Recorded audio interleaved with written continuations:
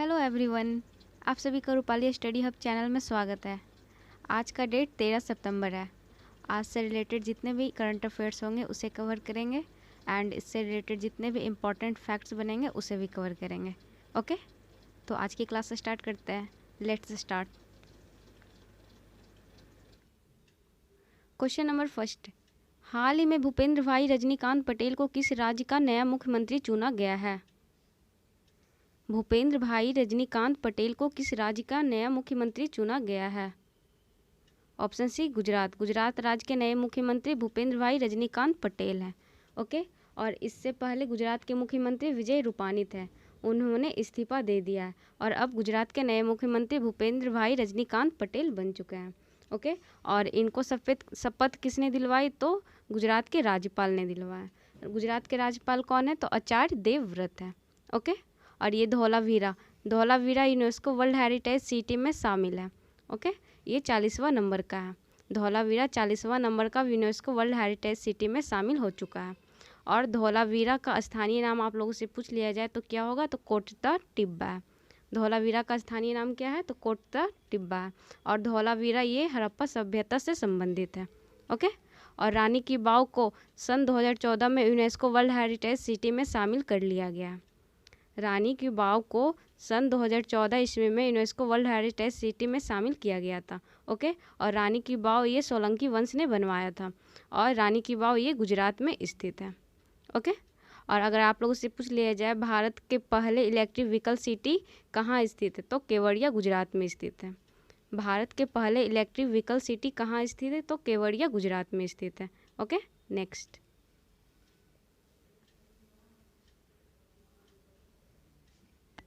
भारत के नवीनतम मुख्यमंत्री, ये कुछ नवीनतम मुख्यमंत्री हैं भारत के। ओके, तो आप लोग याद रखिएगा। कर्नाटक के मुख्यमंत्री कौन है? तो बसवराज बोम्मई है।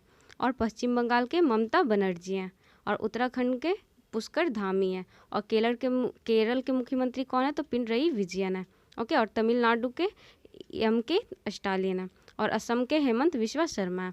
तो कर्नाटक का ध्यान रखिएगा, बसवराज बोम्मई। और पश्चिम बंगाल का ममता बनर्जी है। उत्तराखंड का पुष्कर धामी और केरल का पिनरई विजयन है। तमिलनाडु का के स्टालिन और असम का हेमंत विश्वा शर्मा, ये नवीनतम मुख्यमंत्री हैं। ओके, भारत के कुछ, तो ये आप लोग याद रखिएगा। Okay, next. हाल ही में भारत और ऑस्ट्रेलिया के मध्य 2+2 वार्ता संपन्न हुई। इस वार्ता में भारत की तरफ से नेतृत्व किसने किया? हाल ही में भारत और ऑस्ट्रेलिया के मध्य 2+2 वार्ता संपन्न हुआ है। इस वार्ता में भारत की तरफ से नेतृत्व किसने किया? तो विदेश मंत्री और रक्षा मंत्री ने ये भारत की तरफ से नेतृत्व किए 2+2 वार्ता का। ओके, तो ये हमारा विदेश मंत्री कौन हो जाएंगे? एस जयशंकर हो जाएंगे और रक्षा मंत्री राजनाथ सिंह हो जाएंगे। तो ओके, तो ये दोनों हमारे क्या किए हैं? 2+2 वार्ता का भारत की तरफ से नेतृत्व किए हैं। तो ओके, तो हमारा राइट आंसर क्या हो जाएगा? ऑप्शन डी हो जाएगा। ए और सी दोनों हो जाएगा। ओके, अगर आप लोगों से पूछ लिया जाए मालाबार युद्ध अभ्यास किन देशों के बीच हुआ? तो भारत, जापान, अमेरिका और ऑस्ट्रेलिया, इन 4 देशों के बीच में मालाबार युद्ध अभ्यास हुआ है। ओके, और मालाबार युद्ध अभ्यास का नवीनतम देश कौन सा है? तो ऑस्ट्रेलिया है। ओके, अगर आप लोगों से पूछ लिया जाए पहला गैर क्वाड देश किसके साथ 2+2 वार्ता की है? पहला गैर क्वाड देश किसके साथ 2+2 वार्ता की है? तो रूस के साथ की है। ओके, और विश्व का पहला प्लेटिपस अभ्यारण्य कहाँ स्थित है? तो ऑस्ट्रेलिया में स्थित है। विश्व का पहला प्लेटिपस अभ्यारण्य कहाँ स्थित है? तो ऑस्ट्रेलिया में स्थित है। ओके, और ऑस्ट्रेलिया में घास के मैदान को क्या कहा जाता है? तो डाउन्स घास के मैदान कहते हैं। ऑस्ट्रेलिया में घास के मैदान को डाउन्स घास के मैदान कहते हैं। Okay, next. हाल ही में उत्तर प्रदेश के किस शहर में राजा महेंद्र प्रताप सिंह विश्वविद्यालय की आधारशिला रखी जाएगी? उत्तर प्रदेश के किस शहर में राजा महेंद्र प्रताप सिंह विश्वविद्यालय की आधारशिला रखी जाएगी? Option B Aligarh. उत्तर प्रदेश के अलीगढ़ शहर में राजा महेंद्र प्रताप सिंह विश्वविद्यालय की आधारशिला रखी जाएगी। ओके, अगर आप लोगों से पूछ लिया जाए उत्तर प्रदेश के मुख्यमंत्री कौन है? तो योगी आदित्यनाथ है। और उत्तर प्रदेश के राज्यपाल कौन है? तो आनंदीबेन पटेल है। Okay, next. हाल ही में नुआखाई त्यौहार चर्चा में था, इस त्यौहार का संबंध मुख्यतः किस राज्य से है? नुआखाई त्यौहार का संबंध किस राज्य से है? तो ऑप्शन सी उड़ीसा। उड़ीसा राज्य से नुआखाई त्यौहार का संबंध है। ओके, अगर आप लोगों से पूछ लिया जाए उड़ीसा राज्य के मुख्यमंत्री कौन है, तो नवीन पटनायक है। और उड़ीसा राज्य के राज्यपाल कौन है, तो गणेशी लाल है।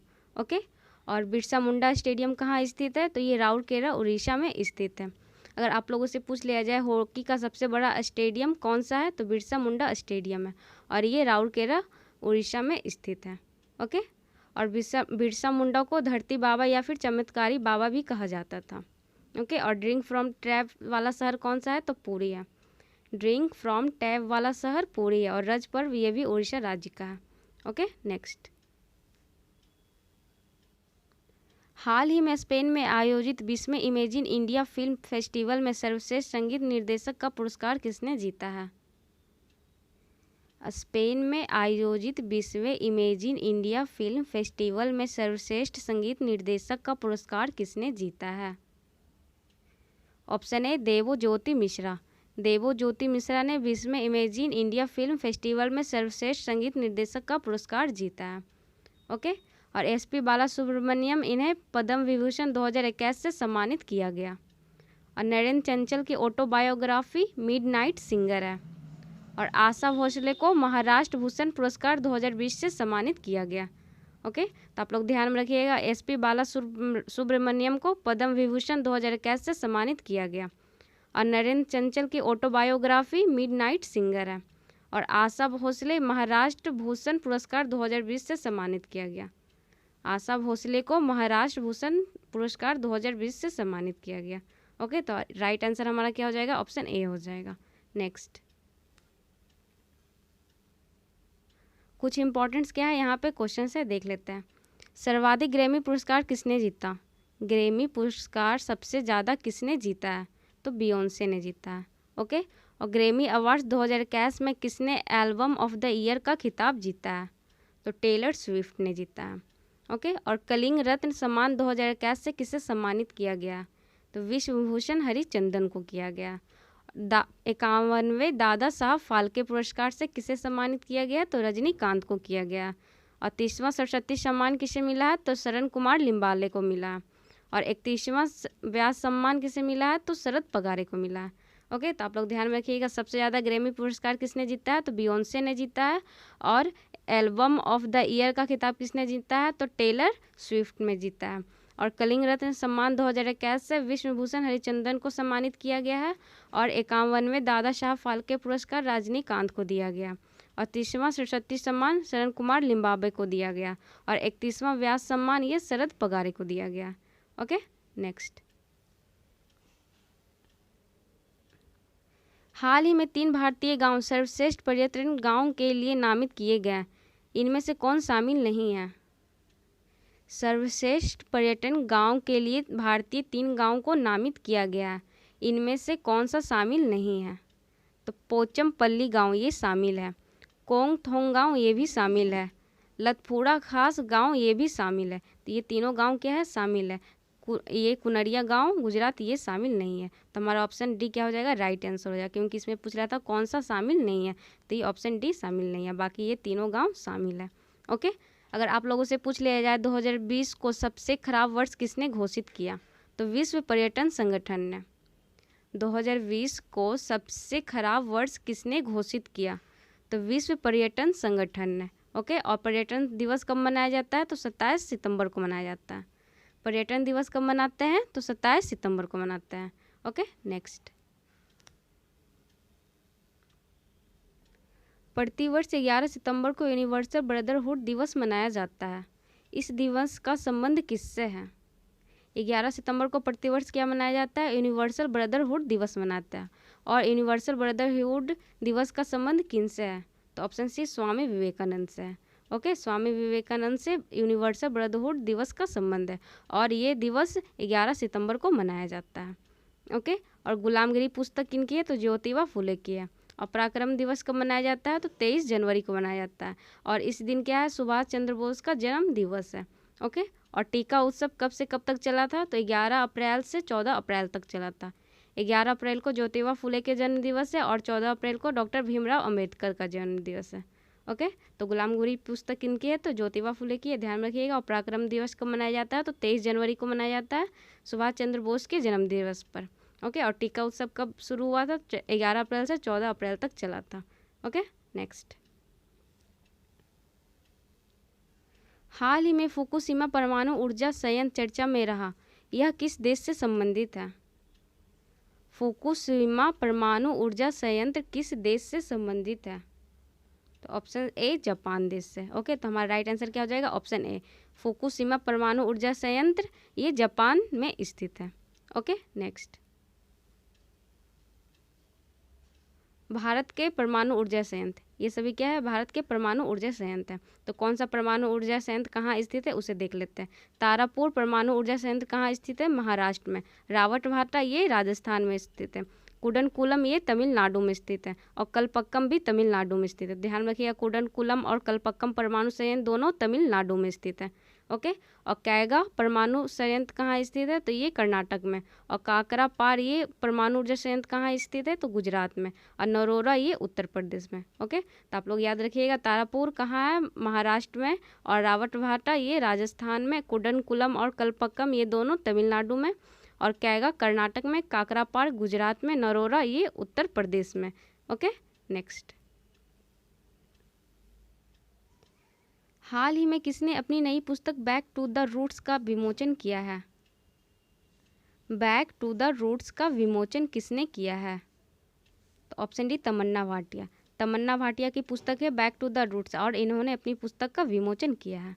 ओके, अगर आप लोगों से पूछ लिया जाए गीता गोविंदा जयदेवा डिवाइन ओडिसी पुस्तक किनके द्वारा लिखी गई है? तो डॉक्टर उत्पल के बनर्जी के द्वारा लिखी गई है। और इन्वायरमेंट एंड पॉल्यूशन कोड नामक पुस्तक किसके द्वारा लिखी गई है? तो धीरा खंडेलवाल के द्वारा लिखी गई है। और द इंडिया स्टोरी पुस्तक किनकी है? तो ये बीमल जलान की है। ओके, तो आप लोग ध्यान रखिएगा, डॉक्टर उत्पल के बनर्जी की पुस्तक कौन सी है? तो गीता गोविंद जयदेवा डिवाइन ओडिसी पुस्तक है। ओके, और धीरा खंडेलवाल की कौन सी पुस्तक है? तो इन्वायरमेंट एंड पॉल्यूशन कोड नामक पुस्तक है। और बीमल जलान की कौन सी है? द इंडिया स्टोरी है। ओके, तो हमारा राइट आंसर यहाँ पे क्या हो जाएगा बैक टू द रूट्स का? तो ऑप्शन डी हो जाएगा, तमन्ना भाटिया। Okay, next. ये तमन्ना भाटिया है और इन्होंने अपनी बुक का विमोचन किया है, ये बैक टू द रूट्स।